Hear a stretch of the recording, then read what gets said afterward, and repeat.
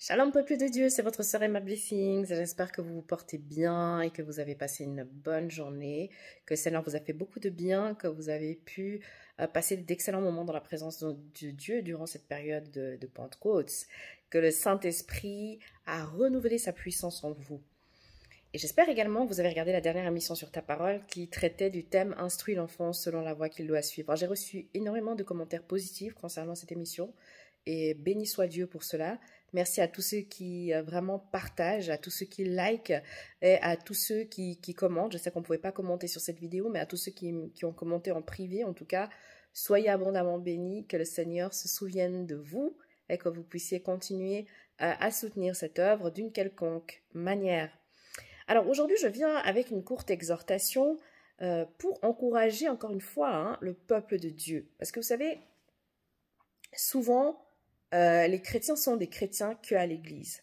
Ils ne sont bons et bienveillants qu'à l'église. Parce qu'on a souvent cette image de l'enfant de Dieu qui vient à l'église tous les dimanches. Ok, il est fidèle.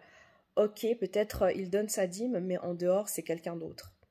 Soyons les mêmes personnes, soyons aussi bons à l'église que nous le sommes en dehors, sont véritablement des imitateurs de Christ et non pas des idolâtres du dimanche, parce que l'église est remplie d'idolâtres du dimanche, l'église est remplie de religieux, l'église est remplie de fanatiques qui en réalité sont des hypocrites parce que dans leur vie de tous les jours, ils ne pratiquent absolument pas cela. De la même manière que tu es bon à l'église, que tu es gentil envers les autres, que tu es respectueux, sois-le envers les autres. Que disent tes collègues de toi? Que disent tes voisins de toi? Que dit ta propre famille de toi? Comment te comportes-tu avec ta propre famille? Es-tu celui qui soutient les autres lorsque les autres ont besoin de toi? Est-ce que tu es là pour eux? Est-ce que tu es présent pour eux? Est-ce que lorsqu'ils ont besoin d'aide financière, tu les soutiens financièrement? Bien entendu, il ne s'agit pas d'exagérer, il s'agit d'un équilibre parce que lorsqu'on n'a pas, on n'a pas. Mais est-ce que tu es vraiment celui qui se prétend chrétien? Lorsque ton frère, ta sœur te demande de l'aide, est-ce que tu es vraiment celui qui l'aide? Soyons conscients de qui nous sommes et de quelle est notre véritable identité. Et notre identité, ce n'est pas simplement d'être chantre, d'être bishop, d'être prophète, d'être serviteur de Dieu, d'être apôtre, d'être diacre et que sais-je encore. Mais si nous ne pouvons pas pratiquer très simplement les paroles que nous entendons dimanche après dimanche à l'église, alors ce que nous faisons ne sert à rien, alors notre ministère ne sert à rien, il n'a pas d'impact, parce qu'au final, ce qui compte, c'est comment tu vis. Ta propre vie est la première prédication et la prédication la plus importante. Est-ce que tu salues les gens autour de toi ou est-ce que tu es fier, tu es orgueilleux, tu es hautain? Est-ce que tu pardonnes les autres ou est-ce que tu gardes des rancunes pour un rien? Comment est-ce que tu es est-ce que tu vois les autres comme des moins que rien parce que eux n'ont pas reçu Christ? Est-ce que tu te crois supérieur aux autres parce que tu as une meilleure situation financière? Parce que tu es marié et que les autres ne le sont pas ou qu'ils sont divorcés? Comment est l'état de ton cœur en réalité? La Bible nous dit dans le livre de Psaume 37 au verset 4, « Garde ton cœur plus que toute autre chose car de lui viennent les sources de la vie. » Attention à garder notre cœur. Beaucoup de chrétiens n'ont pas gardé leur cœur. Beaucoup de chrétiens ont fait rentrer l'arrogance. On fait rentrer toutes sortes de choses, l'orgueil en eux, et se sont complètement éloignés du Seigneur. Mais attention parce que la Bible déclare que un jour il dira que je ne vous ai jamais connu.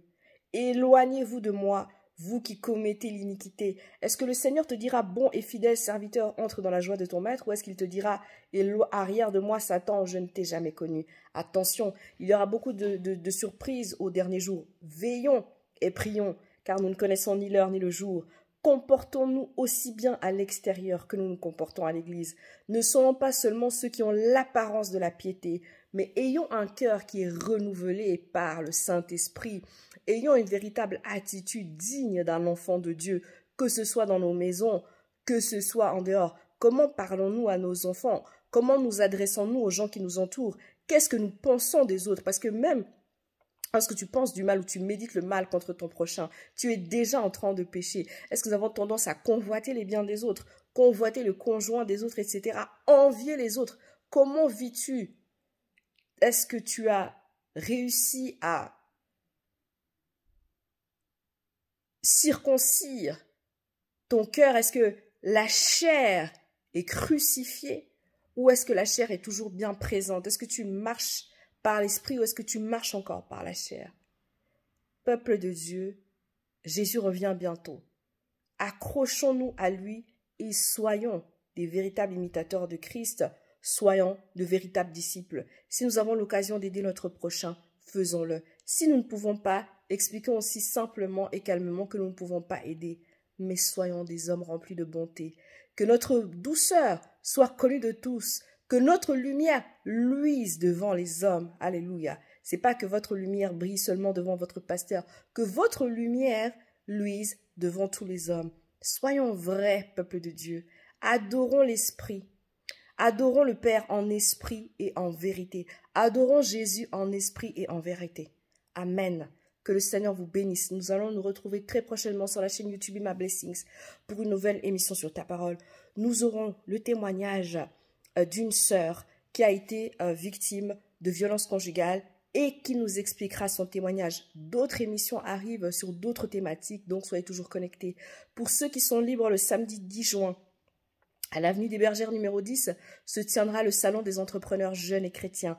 Je serai présente et j'aurai un stand sur ta parole. Je vous encourage vivement à venir soutenir vos frères et sœurs entrepreneurs, jeunes et chrétiens.